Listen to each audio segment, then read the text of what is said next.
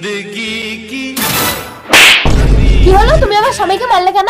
দেখো না মা, আমি একটা বৃদ্ধ মানুষ, মেয়েটাকে নিয়ে বাড়িতে একা থাকি, আর এই শয়তান আমার মেয়েটাকে বিয়ে করার প্রতিজ্ঞা করে কুমারী মা বানিয়ে দিয়েছে। তোমাকে এক্ষুনি একে বিয়ে করতে হবে। যাও বিয়ের মালার উপর কিনে আনো। কেঁদো না বোন, আজ থেকে আমরা দুই সতীরা একসাথে ঘর করবো। আমার স্বামী, ও ভগবান, এ তো মরে গেছে।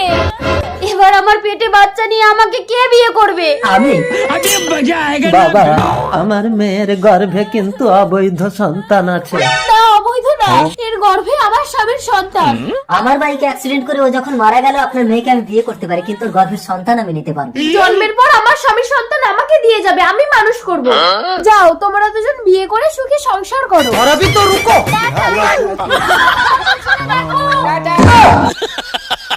ओ तेरी बहन की लग गई।